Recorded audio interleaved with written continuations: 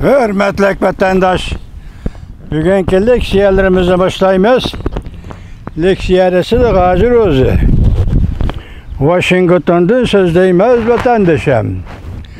Bugün çizlağa 2022 yıl 3. ayının 22. günü vatandaş. Bugünkü vaziyetin gep eysak. Hazır aldığımızda 3. ayının 24. günü Avrupa İttifakı'da yukarı derecelikler yığını, yani NATO'da şundaklı yukarı derecelikler yığını ötküzüldü.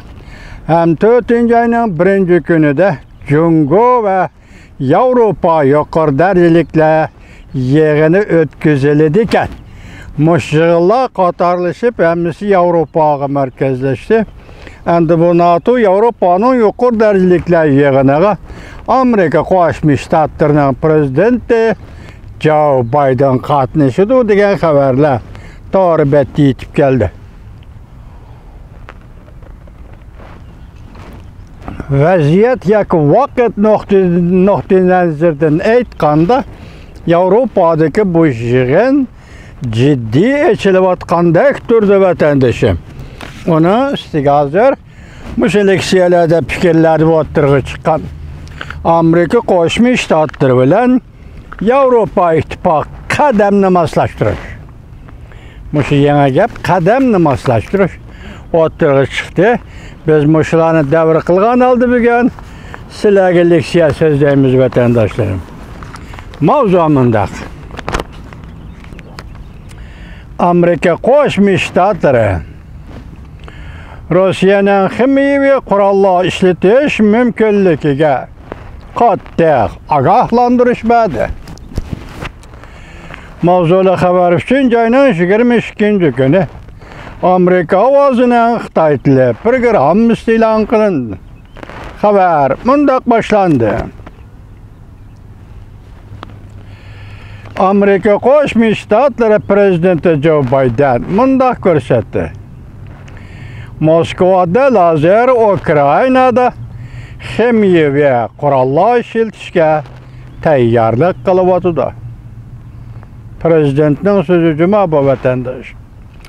Bu Amerika hukumati hozirgacha Rossiyaning yuz berish mumkin bo'lgan bu harakatiga bir qatam bevosita ogohlantirish berganligi bo'lib hisoblanadi.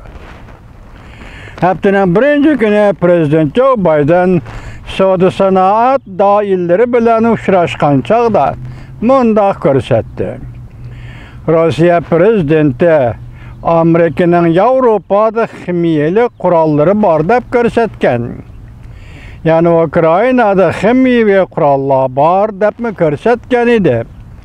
Bu ko'rsatishlar bu qurolni, ya'ni kimyoviy qurolni ishlatishni o'ylashayotganligining alomatidir.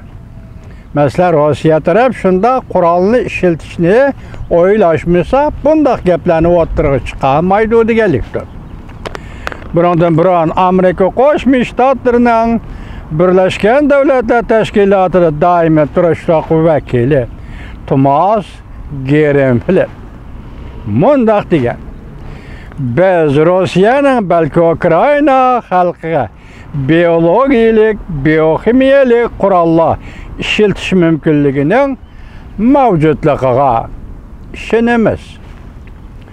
2. ayning 24. kuni Ukraina hujum qilgan kundan boshlab Rossiya armiyasi Ukraina xalqining qaysarlik bilan qarshi turishiga uchradi.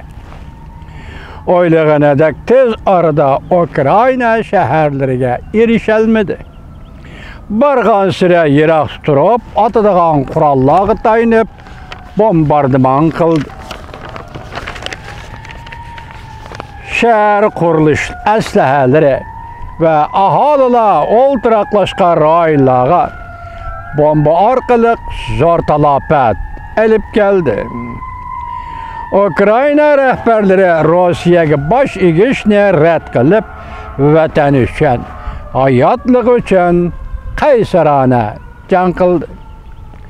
Kishilar Moskva navbatda texmi vahimelik texmi zor qirg'ichi vositalar orqali Ukraina xalqini bo'ysundirishga urinamdi qandoq deb ansirayotir. NATO'nun katibi Stoltenberg yakshanba kuni mundaq ko'rsatdi. Ximiyevi qurollarni ishlatish ochiq oshkora yovuzlik, xalqaro qonunlarga xilof deganlikdir. Rossiya fuqarolarni hujum nishoni qilmaymiz deb izchil so'zlab keldi. Lekin borgan siri ko'plagan davlat rahbarlari va dini e'tiqod sorun doirlari Rossiya armiyasining Ukraina bo'libmi Mali shahrida zo'r ko'lamda urush jinoyati sodir qilganligini tanqid qilishdi. Davomini anglaysiz vatandosh.